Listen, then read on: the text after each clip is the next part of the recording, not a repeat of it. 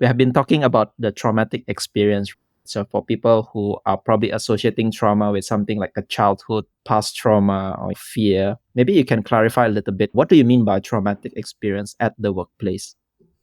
Absolutely. The definition of trauma that I use is a very practical one and focused on the work that I do, which is trauma in the workplace.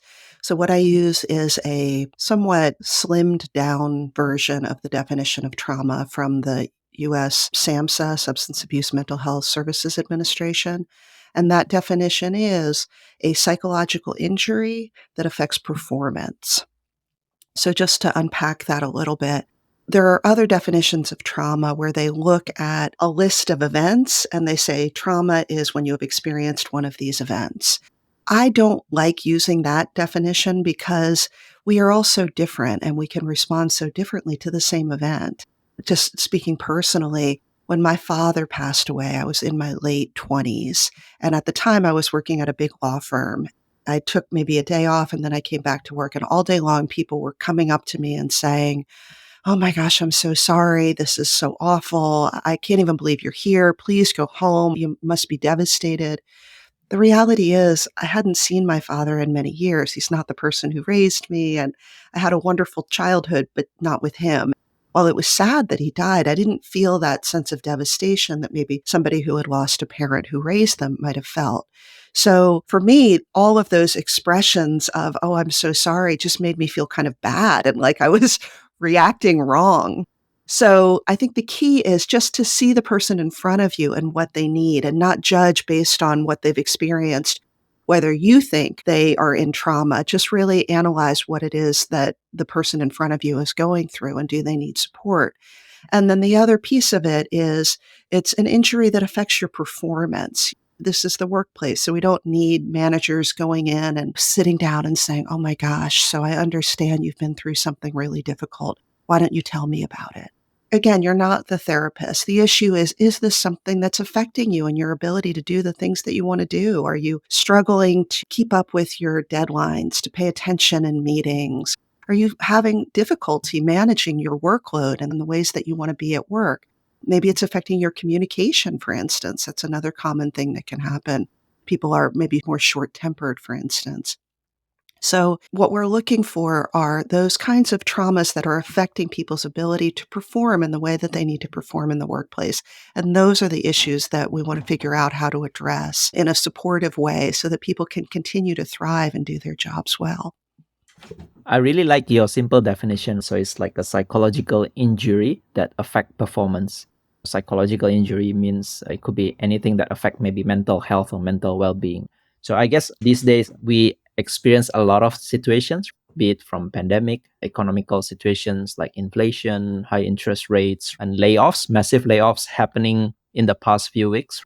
And you quote it in the book, if we work with people, we are actually working with people in trauma. So like everyone has this kind of a traumatic experience.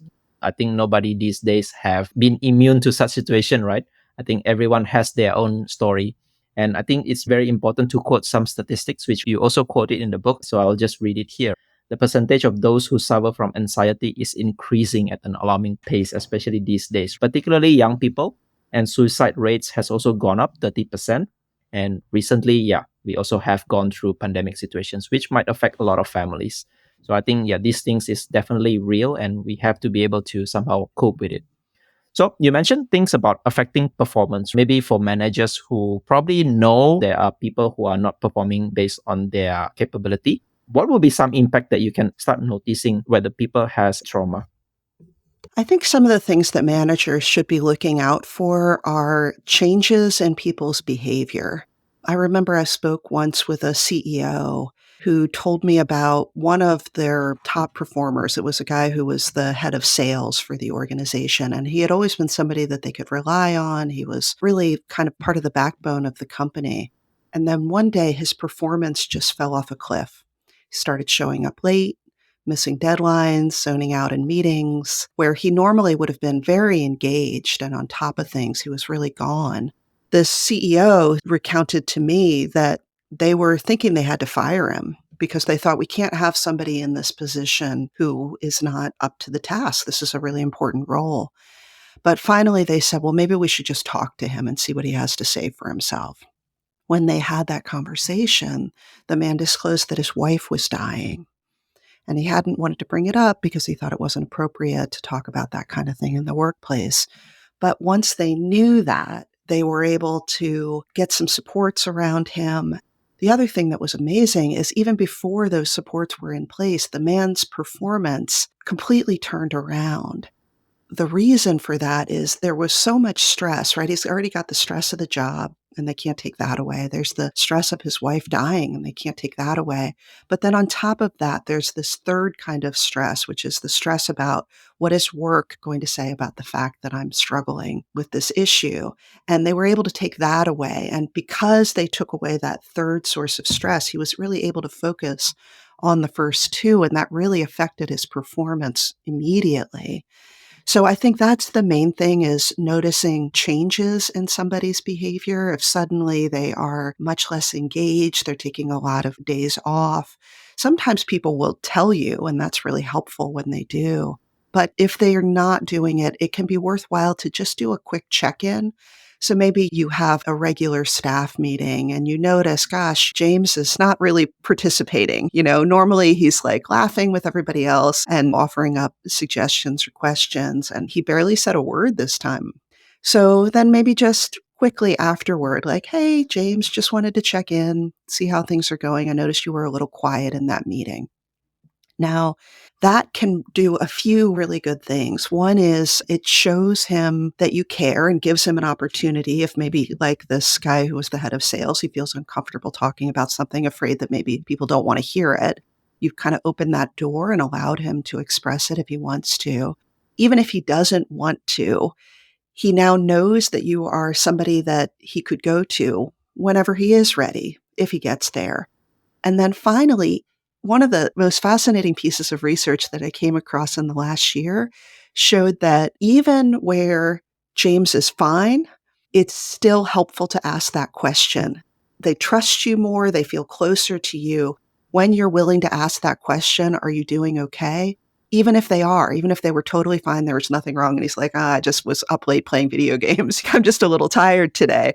Just that question really builds trust, in particular where it's a manager asking it. That really demonstrates to people that you are a trustworthy person, a leader that they want to rely on. So it's a really, really helpful thing to do, even where you're wrong. So I think for managers out there who probably notice your people behaving differently, first maybe it's a loss of productivity. Second is they are not much involved as they are used to. So you call this absenteeism. And also Mhm. maybe if they are thinking of quitting or maybe they're just not performing as what they used to do before that. So I think you also touch on an important point. Sometimes when people are in a stressful situations, not just stress with the workload, stress about personal, but they also stress how can I share these situations that I'm dealing with? Because sometimes they don't have trust or they don't know if they share something, whether someone will have a bad stigma about you telling that story. So I think having the trust, I mean, the go to person to share this information, I think is also very important. And that's why when you say about check in or just asking the person, hey, are you doing okay? I think that also builds trust, right?